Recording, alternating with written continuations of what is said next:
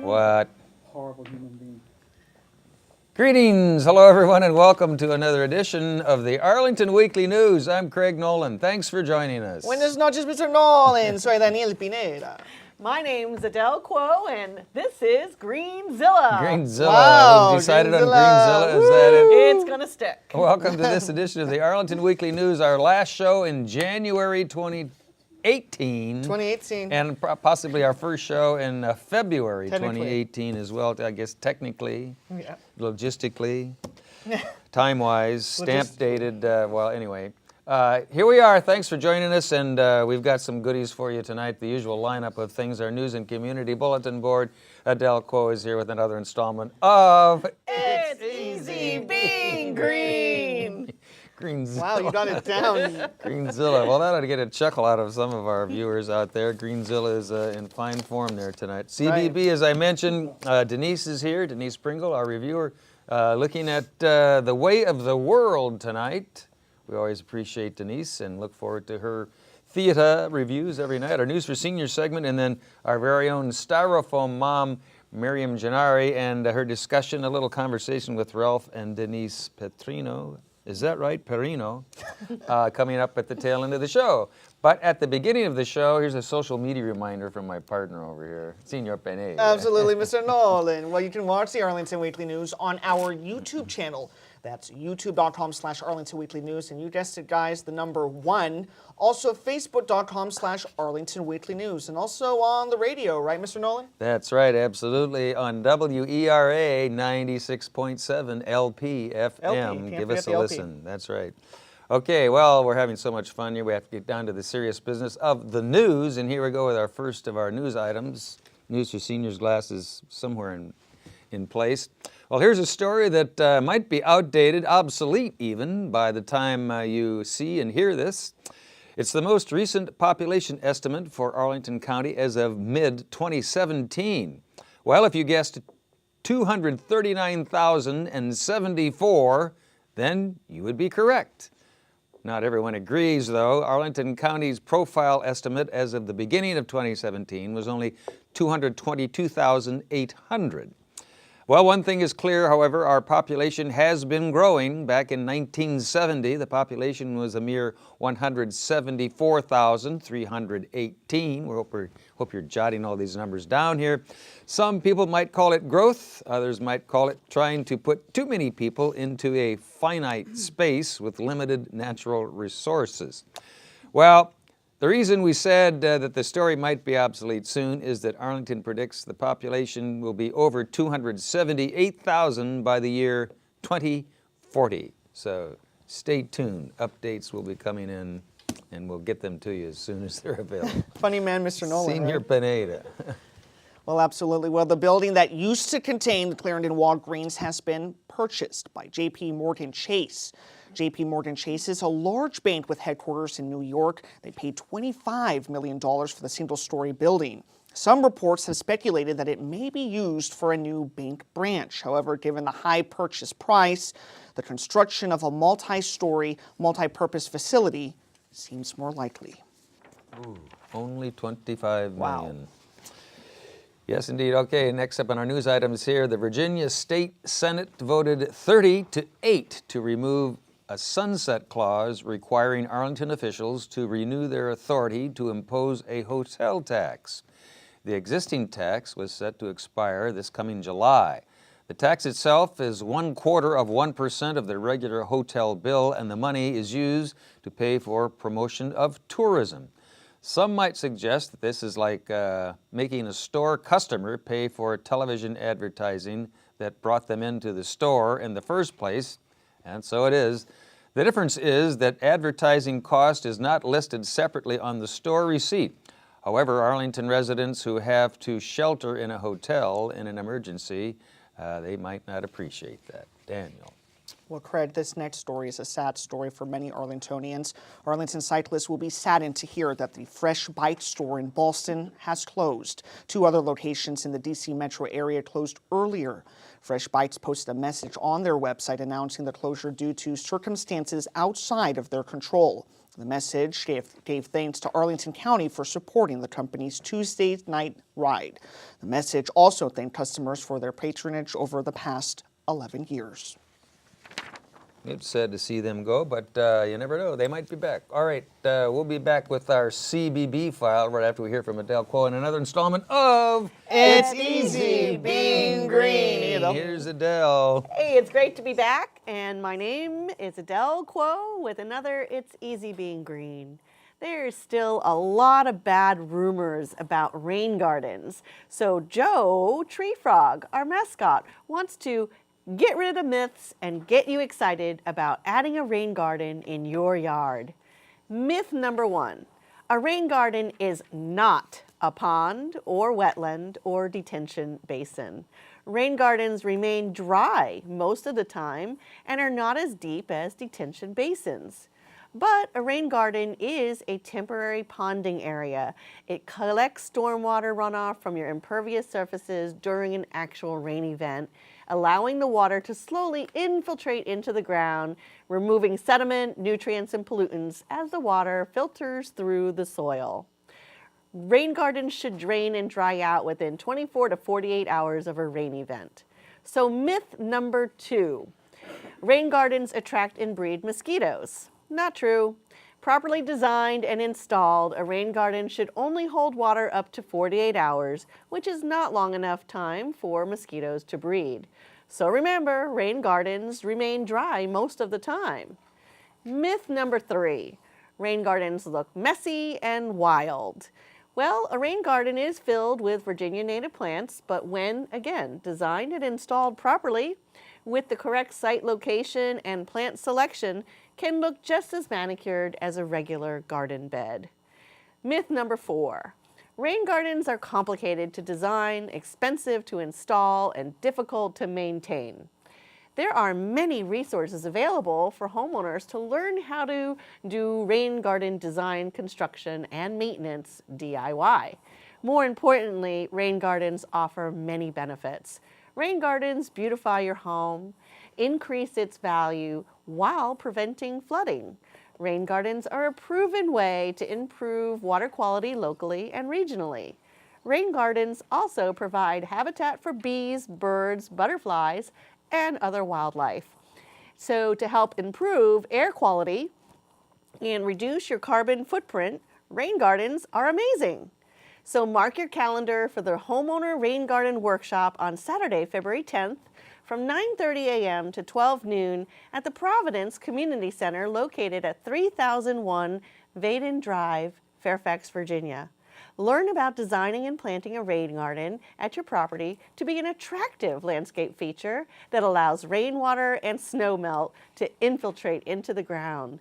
To register, you can email A.Winquist, that's AWINQUIST, at arlingtonva.us. And then if you own private residential property in Arlington and you're interested in adding a rain garden on your property, apply for the 2018 Stormwater Wise Landscape Program from February 15th to March 30th.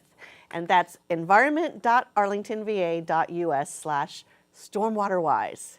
So remember, it's easy being green if you like rain gardens.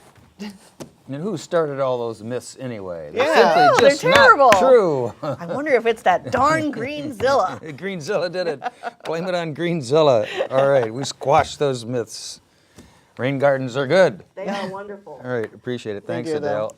Okay, as promised now, here we go with our CBB, Community Bulletin Board file. Item number 1.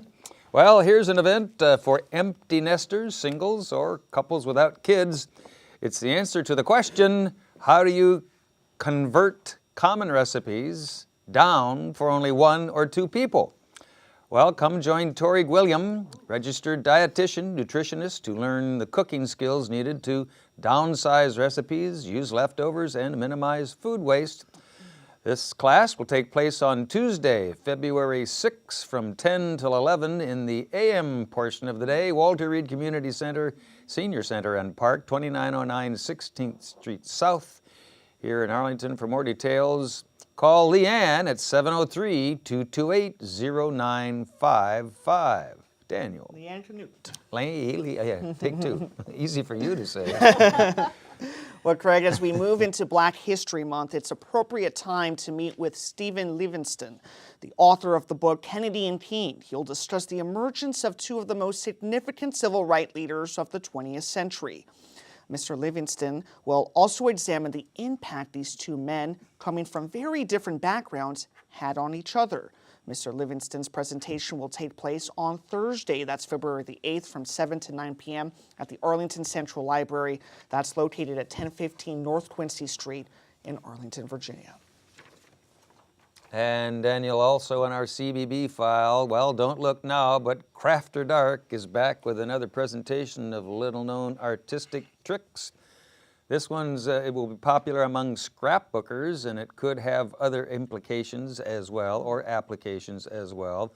The trick is to take an existing image from a magazine or a photocopy, transfer it onto packing tape, and apply it to a board, and then enhance it with acrylic paint or other collage materials.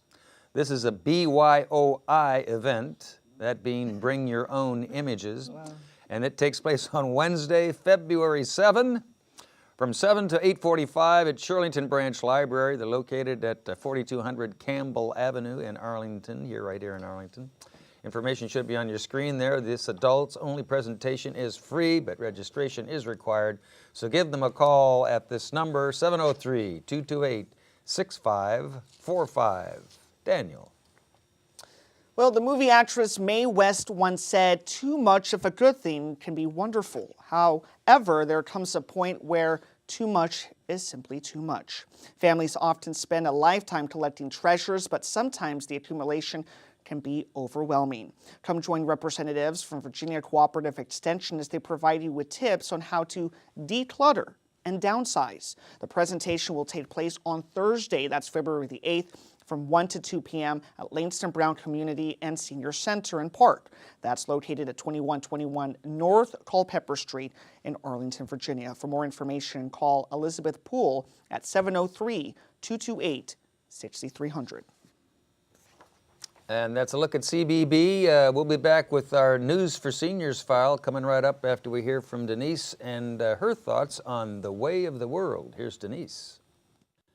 Currently at Folger Theater, The Way of the World is a play written and directed by Teresa Rebeck that has been freely adapted from a restoration play by William Congreve. Set in the Hamptons, it examines the lives of the idle rich.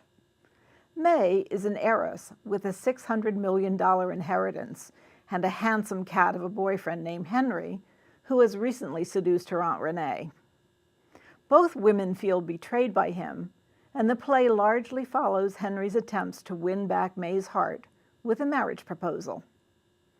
The comedic talents, expressive eyes, and comic posturing of Christine Nielsen as Aunt Renee are the heart of this show.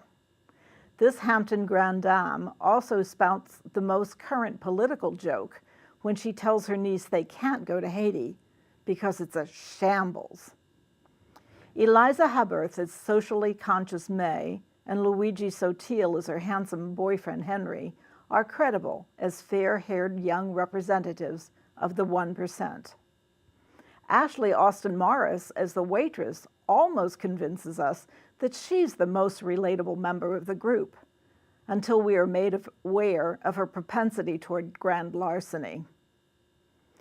The scenic design by Alexander Dodge is sleek and chic, especially the soaring stacks of cubicles that house some of Aunt Renee's favorite possessions. They include her shoes and purses and hats that cost thousands of dollars each. It expresses conspicuous consumption in one glance. The costume design by Linda Cho is a little harder to interpret. Some of the men have puffy sleeves and a military reference that alludes to the play's restoration roots. May's costumes don't have the luxury one might expect for a beautiful young heiress, and Aunt Renee's dresses are too frumpy to help her seduce the young men she obviously favors. Perhaps they are simply vehicles to advance the visual comedy of the show. While the play actually features scenes of clothes shopping, there are relatively few costume changes. The Way of the World continues at Folger Theater through February 11th. See it if our dreary cold winter weather leaves you hungry for an island getaway, or if you want to be assured that true love really can conquer all obstacles, or if you lust for the kind of zany comic performance that Christine Nielsen delivers. I'm Denise Pringle. Now back to the news desk. Thanks, Denise. I think she liked it. Oh, What do you think? At The Way of the World at Folger. Thanks, Folger Denise. Theater. We appreciate it, as always. As promised, now here we go with our News for Seniors file. Item number 1, here we go. Langston Brown Senior Center is hosting a series of Ask a Nurse programs. They'll be highlighting various health topics. The programs feature registered nurse Joy Walker. She will focus on preventing falls, that is falling down. Attendees will have an opportunity to ask other health-related questions. This event takes place Tuesday, February 6th at 11 in the morning at Langston Brown Senior Center. They're located at 2121 North Culpeper Street, right there at Langston Brown Center at Lee Highway and Culpeper. For more information, enter, register, give them a call. Information should be on your screen right there and in your ear as well. 703-228-6300. Daniel. Well, Arlington Mills Senior Center has engaged smartphone enthusiast Rebecca Miller to give an overview and demonstration of the smartphone apps Snapchat and Instagram. Seniors can learn the basics of taking pictures and sending them to the most complex features such as the Snapchat face filters. The demonstration will take place on Wednesday, that's February the 7th at 6:30 p.m. at Arlington Mills Senior Center, 909 South Dinwiddie Street in Arlington, Virginia. For more information, call 703-228-7369. I think Adele might need that one, right, Craig? Absolutely. Also in our News for Seniors file, well, Bill Copeland from Home Depot will meet with seniors to share fix-it ideas that you can use around the house, like plumbing problems, leaky faucets, snaking drains and toilets that won't flush. The presentation takes place on Thursday, February 8th at 10 in the morning at Walter Reed Senior Center, located at 2909 16th Street South here in Arlington. For information and to register, give them a call at the number on your screen and in your ear, 703-228-0955. Daniel. Well, Craig, if you love to fish or want to learn how, Walter Reed Senior Center is starting a new group called Fishermen's Forum. Be prepared to tell great fish stories and share information about best lures, bait, and local fishing spots. The very first meeting that is on Monday, February the 12th at 10 a.m. Walter Reed Senior Center is located at 2909 16th Street South. That's in Arlington, Virginia. If you need any more information, just give them a call at 703-228-0955. And as always, thanks to Judy Masomny for this week's Senior Stories. And before we go to the roll-in, just a reminder, you can email us at arlingtonweeklynews@gmail.com. Please let us know if there's something you saw that you liked, or something that you saw that you, well, didn't like, or something that you didn't see that you want to see. Just let us know. We'd love to hear from you. How could you not like anything we do here on the Arlington Weekly News? Holy fanoli. Okay, we'll be back with sign off and bye-bye right after we hear from our very own Styrofoam mom, Miriam Gennari. Here's Miriam. Hi, and welcome to another edition of the Sustainable Scoop. One thing that I think is really important that we always circle back to every year is education. It's the core value that our children need to learn, and as adults we need to make sure that we're always educating ourselves. Joining me today is a couple that have educated children for 150 years cumulatively. Denise Perrino, she was an educator at Fairfax Public Schools for 35 years. She's written curriculum, and she is currently a theater producer. Welcome back, Denise. Thank you. Thank you. And then her husband, Ralph Perrino, who is a professor. He's also an author.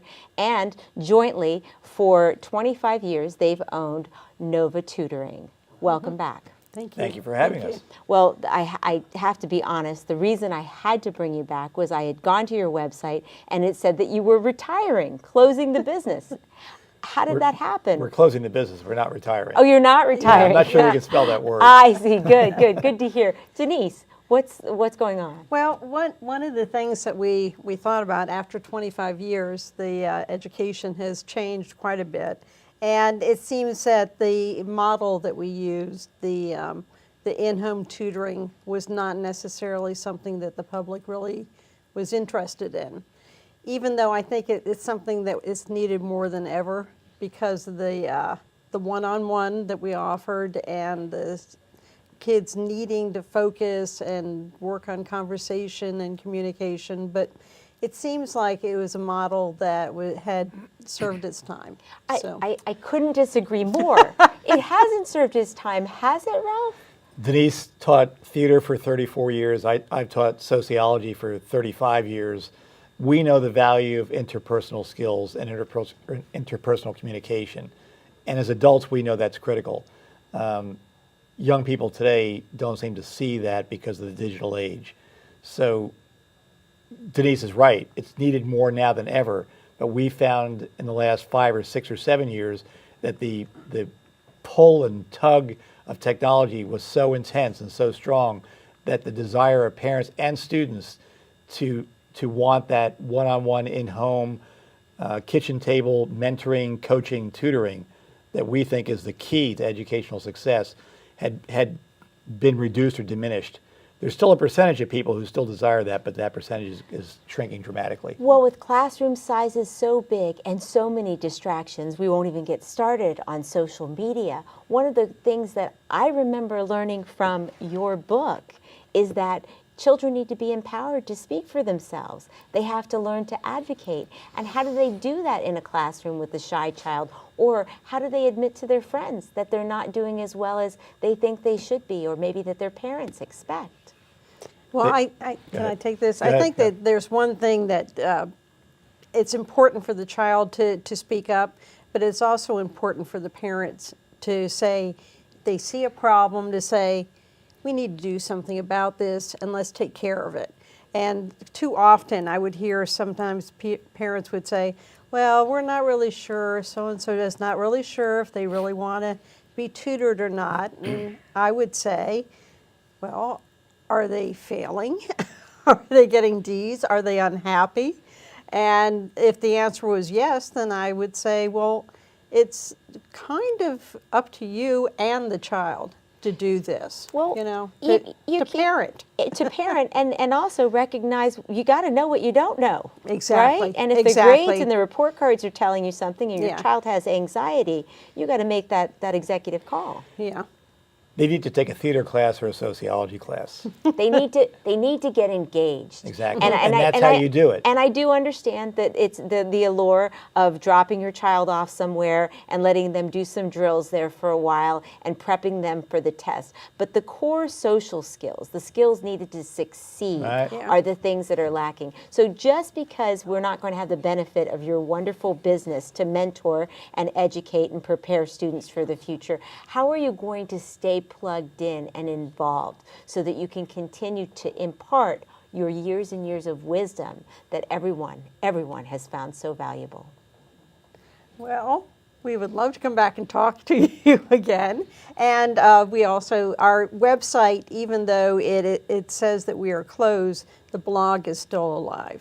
Okay. And so that's something that we're going to continue to work with. Something So- that people might want to Yeah. advertise on. Yeah, exactly. Exactly. And I plan on continuing to teach at the community college. Okay. And Denise does lots of work with young people in theaters in the area. So we still have Yeah. a connection to young adults and children, and we plan to continue doing that. Well, in terms of guidance, I mean, right now, I just want to remind everyone about your great book, Issues and Strategies, concerns in education today. I read this book. It's excellent. The new version is out, so now I have a second book. I appreciate that.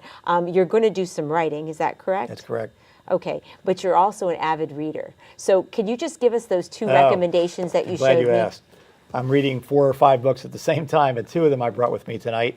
One is titled Robot Proof: Higher Education in the Age of Artificial Intelligence. Okay. And it talks about the impact of artificial intelligence and robotics on higher education.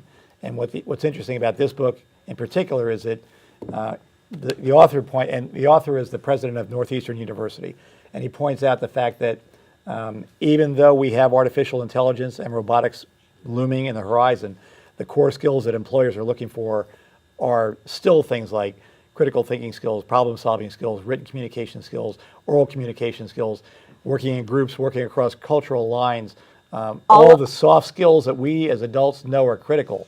The Harder second to book I'm quantify. reading is Yes, this quickly one share here, that one with us as Reclaiming well. Conversation: The Power of Talk in a Digital Age, written by Sherry Turkle. The Power of Talk in a Digital And Age. it talks a lot about what's going on with technology and how young people are being affected. And I read to you before we began this interview, there's a section in the book that talks about the fact that the average American adult checks their phones every 6.5 minutes. A quarter of American teenagers are connected to a device within 5 minutes of waking up. Most teenagers send 100 texts a day. 80% sleep with their phones. 44% do not unplug ever, even during a religious service. So This is we a could go on. No, great, but this two is great books I recommend. So thank you for that. And this is a cautionary tale. I wanted Mm-hmm. to have you back so that people understand that education is a personal experience, and we need to figure out how to make it personal for our kids. You're going to come back and see us? Absolutely. Wonderful. Thank you for All having right. me. Well, this is Ralph Perrino and Denise Perrino, and they are my heroes in education. Look them up online. I'm Miriam Gennari. That's the Sustainable Scoop. Back to the news desk. All right, Mama G, thanks, Miriam. Mama G. And our very own Styrofoam mom talking to Ralph and Denise Perrino. Perrino. That's good. I like the way she got her mic to work on her turtleneck. I know. I gotta learn how to do that. Adele was trying to figure out how to do that over there. When She's you're so wearing classy. a turtleneck, where do you put that microphone? It's Holy tricky, cow. but she carries it off effortlessly. She did it. Mary Thanks, did a good job. Miriam, we appreciate it. And we ought to give a shout out to Doa back there behind camera. one Yeah. tonight. Her first time on the Arlington Weekly News here. Thank you, Doa, for coming and offering your camera talents. We couldn't convince her to do a and Whitlow helping though. us out. That may take a while, you know. That It might takes take a some while. getting used to go to Whitlow's with us. But that's our show. I guess anything to add down there before we go? When it's Sunday, Well, it's holy Super cow! Bowl. It's Super Bowl Yeah. weekend. Holy cow! Love them or hate them, it's the Patriots and the Eagles. So condolences to the Minnesota Vikings fans. And Washington just had a major trade. We got Alex Smith as our quarterback. That's our pretty cool. sports update. Yeah, it looks like Alex Smith is coming to Washington. So do you like the commercials throwing a or the football actual around. game for Super Bowl? In this Super Bowl, I don't know. I'll probably be paying more attention to the commercials, but I just hope it's a good game. Not Justin Timberlake? And well, there's some history to be made there with Tom Brady. Mr. Brady and his compatriots. So we'll see how it goes. Enjoy the Super Bowl. Yeah. And have a safe week. Next week, if you're there, we'll be here and we'll try it all again. Peace out. Bye-bye.